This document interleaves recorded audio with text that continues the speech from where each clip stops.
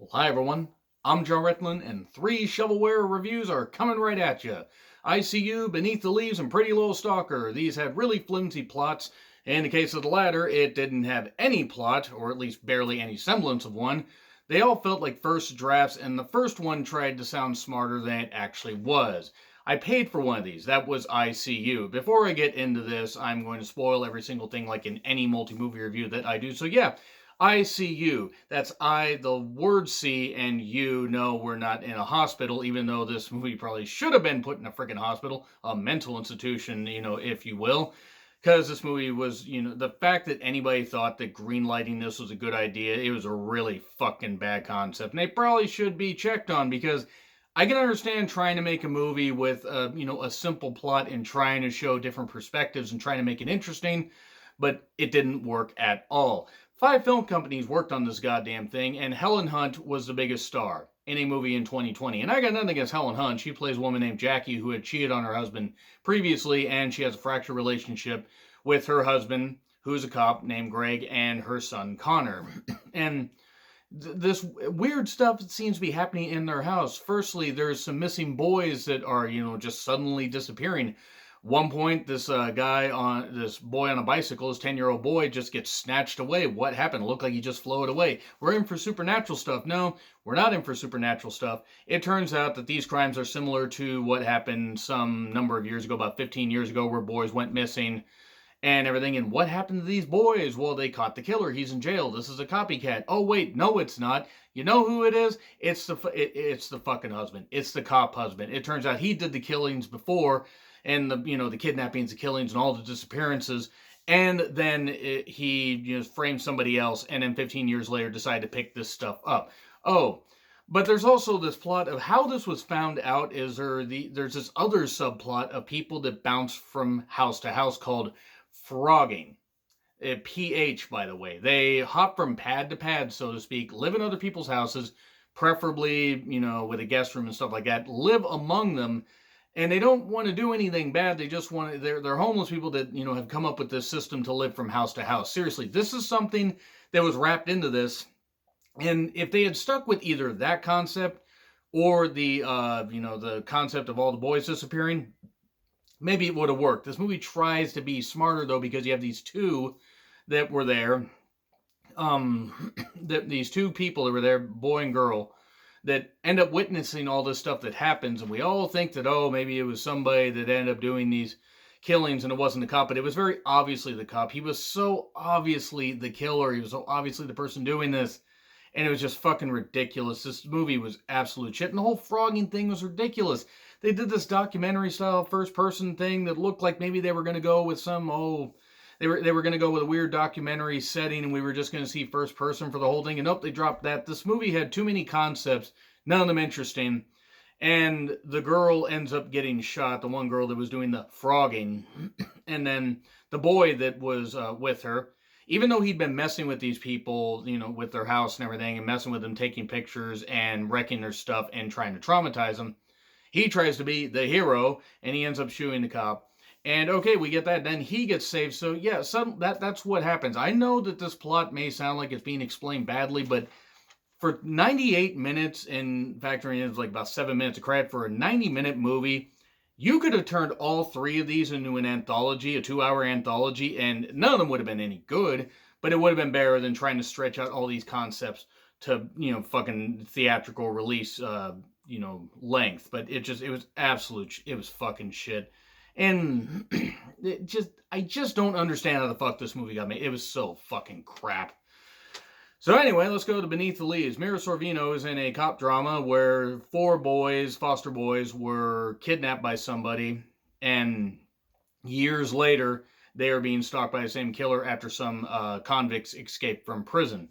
And there was this earlier scene where this boy and girl end up burning their father's house down, or the guy that maybe had kidnapped them, he burned their house down because, oh yeah, he was doing a lot of bad things, cutting off the fingernails of the boy, cutting the fingernails down and everything, and also doing bad things to the girl. That's all I'm gonna say.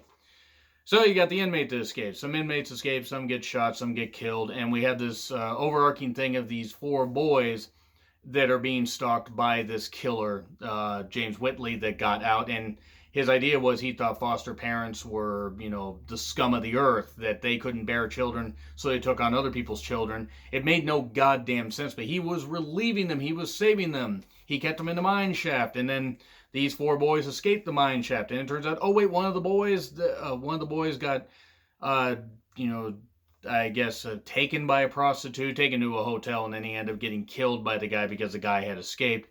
And then one of them was brainwashed by the guy, had been writing letters to the killer because, Stockholm Syndrome and all that. And he helped bring the other 2 to this, ritual thing where he was going to basically be able to finish what he started.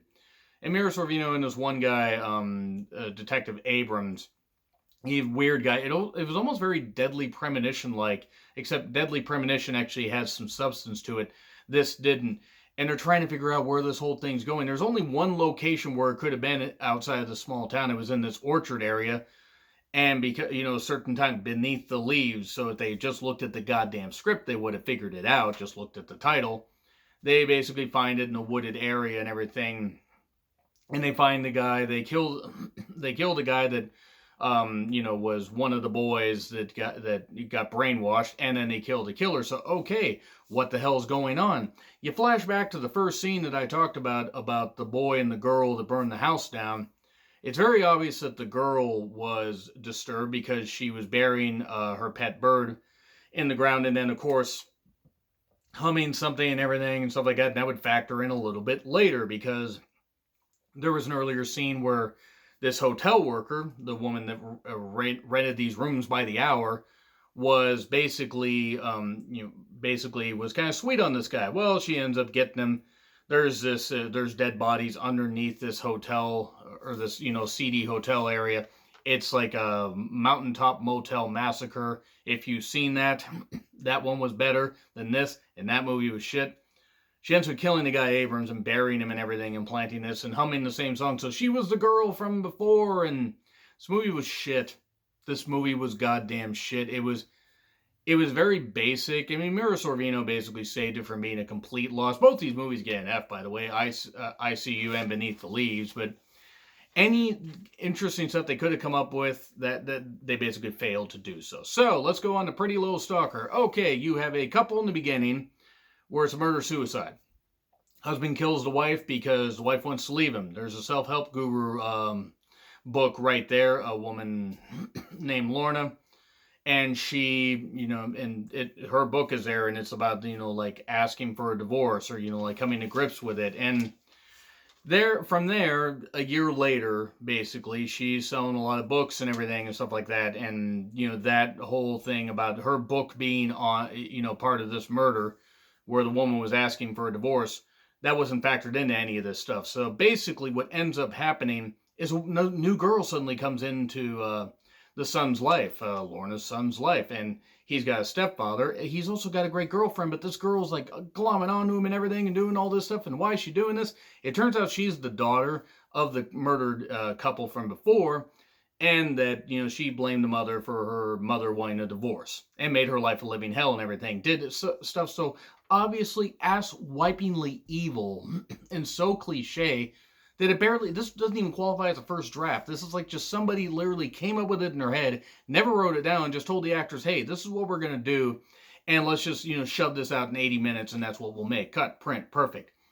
It's just so goddamn bad. And one big thing about it is the son is so goddamn stupid falling for this girl. When I hate to say it, but the redhead that he was with before, his girlfriend that he was so sweet on, was a lot hotter and a lot more stable. This girl ends up getting shot at Mallory. She ends up getting shot, and she ends up getting put away for a while. And everybody's all happy and everything. We get a music montage, and then a smash cut to credits. That's the end of the movie right there. I know it seems like I rushed through a lot of these. ICU had a little material, but not, didn't execute it very well. Beneath the Leaves was generic. Pretty Little Stalker was essentially neither pretty nor little, but she was a stalker. And I'm saying little because she wasn't like a midget or anything. She wasn't from the land of Oz. So that's it right there. 3 movies under 10 minutes. Let me know what you guys think in the comments. Like, share, subscribe. Twitter handle in the description. I'm John Ritlin. I'll see you soon.